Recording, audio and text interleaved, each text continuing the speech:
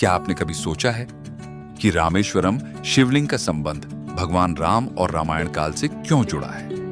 आखिर इस मंदिर का निर्माण किसने और क्यों किया, और यह कितने हजार साल पुराना हो सकता है? इसके साथ ही रामेश्वरम में भगवान राम ने एक ही शिवलिंग की स्थापना की थी, लेकिन आज इस मंदिर में 2 शिवलिंग हैं। तो दूसरी शिवलिंग की क्या कहानी है और इसे कौन लाया? और रामेश्वरम का सबसे बड़ा रहस्य है राम सेतु पुल। क्या यह मानव निर्मित पुल है या फिर भगवान का चमत्कार? आज भी यह एक रहस्य ही बना हुआ है। इसके अलावा रामेश्वरम का एक और रहस्य पानी में तैरते पत्थर। आखिर यह पत्थर पानी के ऊपर कैसे तैरते हैं? मंदिर के पीछे 22 पवित्र कुंड है, जो हर कुंड अनोखी कहानियों के लिए जाने जाते हैं। हर एक कुंड का संबंध भगवान राम से जुड़ा हुआ है। रामेश्वरम का इतिहास रामायण काल से जुड़ा है। मान्यता है कि भगवान राम ने त्रेता युग में रामेश्वरम ज्योतिर्लिंग की स्थापना की थी। इसी वजह से इस जगह का नाम रामेश्वरम पड़ा, जो भारत के प्रमुख पावन 4 धामों में से एक और 12 ज्योतिर्लिंग में सबसे ज्यादा धार्मिक महत्व रखने वाला मंदिर है। मान्यता है कि इन ज्योतिर्लिंगों को किसी ने स्थापित नहीं किया है, बल्कि ये स्वयं प्रकट हुए हैं। हिंदू धर्म से जुड़े 4 धाम में से एक रामेश्वरम ज्योतिर्लिंग तमिलनाडु के रामनाथपुरम जिले में स्थित है। इस ज्योतिर्लिंग की दक्षिण भारत में वही मान्यता है जो उत्तर भारत में काशी विश्वनाथ की है। यही कारण है कि इस शिवालय में पूरे साल शिव भक्तों का तांता लगा रहता है। सावन के महीने में तो यहां लोग देश विदेश से पहुंचते हैं। माता सीता के द्वारा बनाया गया शिवलिंग और भगवान श्री राम के द्वारा पूजित रामेश्वरम ज्योतिर्लिंग से जुड़ी पौराणिक मान्यता है कि अयोध्या के राजा भगवान श्री राम ने लंकापति रावण से युद्ध करने से पहले विजय की कामना के लिए रेत का शिवलिंग बनाकर भगवान शिव की साधना की थी, जिसके बाद भगवान शिव यहां ज्योति रूप में प्रकट हुए। मान्यता है कि जब राम लंका विजय करके लौटे तो आर्षि मुनियों ने भगवान श्री राम से शिव पूजन के लिए कहा, ताकि ब्रह्म हत्या के पापों से मुक्ति मिल सके। जिसके लिए भगवान श्री राम ने हनुमान जी को कैलाश पर्वत पर जाकर शिवलिंग लाने को कहा। जब हनुमान जी को शिवलिंग लाने में देर लगी तो माता सीता ने अपने हाथ से रेत का शिवलिंग बनाया और भगवान राम ने रेत से बनी शिवलिंग की पूजा की। उस शिवलिंग को आज रामेश्वरम के नाम से जाना जाता है। इसके बाद हनुमान जी जिस शिवलिंग को लेकर आए उसे भी वहीं स्थापित किया गया है, जिसे हनुमदीश्वर के नाम से जाना जाता है। वाल्मीकि रामायण कहती है कि जब श्री राम ने सीता को लंकापति रावण से छुड़ाने के लिए लंका पर चढ़ाई की तो उन्होंने नल और नील से एक सेतु बनवाया था। इस सेतु को बनाने में वानर सेना ने नल और नील की मदद की थी। इस सेतु को पानी में तैरने वाले पत्थरों का इस्तेमाल कर बनाया गया था। इन पत्थरों को किसी दूसरी जगह से लाया गया था। कई विशेषज्ञों का मानना है कि इस सेतु में ज्वालामुखी के प्यूमाइस स्टोन का इस्तेमाल किया गया था, क्योंकि ये डूबते नहीं हैं। फिर ऐसा क्या हुआ कि राम सेतु पानी में तैरने वाला पुल बीच से कट गया, जबकि उसके पत्थर हमेशा तैरने वाले थे। आज भी वहां से लाए गए पत्थर देश में कई जगह पर पानी में तैरते हुए मिल जाते हैं। ऐसा ही एक पत्थर उत्तर प्रदेश के बरेली के अलखनाथ मंदिर में पानी में तैर रहा है। राम सेतु के बीच से टूटने का एक धार्मिक और दूसरा प्राकृतिक कारण माना जाता है। राम सेतु पर अब तक दुनिया भर के शोधकर्ता कई अध्ययन कर चुके हैं। कई शोध में कहा गया है कि 15वीं शताब्दी तक इस पुल पर चलकर रामेश्वरम से मन्नार द्वीप तक पहुंचा जा सकता था। बाद में इस पुल के पानी में डूबने के वैज्ञानिक कारणों में बताया जाता है कि तूफानों ने राम सेतु की जगह पर समुद्र को कुछ गहरा कर दिया। वहीं सन 1480 में चक्रवात के कारण यह पुल टूट गया।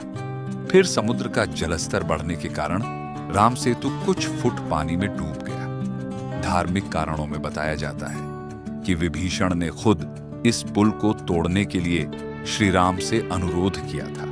रामेश्वरम मंदिर में 22 कुंड है। कहा जाता है कि भगवान राम ने युद्ध के बाद अपनी सेना की प्यास बुझाने के लिए तीर चलाए थे। हर कुंड की एक अलग कहानी है। सबसे पहला कुंड महालक्ष्मी तीर्थम ऐसा माना जाता है कि इस कुएं के पानी में स्नान करने से आपको देवी महालक्ष्मी का आशीर्वाद मिलेगा और आप धनवान बनेंगे। दूसरे, तीसरे और चौथे तीर्थ में स्नान करने से व्यक्ति की सभी बीमारियां ठीक हो जाती हैं और वह बुरे अभिशापों से बच जाता है। पांचवा, तीर्थ मंदिर के तीसरे गलियारे में स्थित एक पवित्र तालाब है। खूबसूरत लिली से ढके इस मंदिर में आप देवी लक्ष्मी का आशीर्वाद पाने के लिए स्नान कर सकते हैं। छठा तीर्थम सेतु माधव पेरुमल मंदिर के करीब स्थित है। भक्तजन यहाँ स्नान करके आशीर्वाद प्राप्त करते हैं, धन संपत्ति प्राप्त करते हैं और अपने बुरे कर्मों से खुद को शुद्ध करते हैं। सातवां,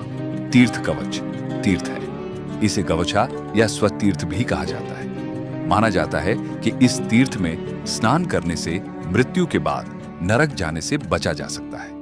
आठवां, तीर्थ गवया में स्नान करने से आपको मनोकामना पूर्ण करने वाले वृक्ष के नीचे आश्रय मिलता है। नौवां, तीर्थ नल तीर्थ है।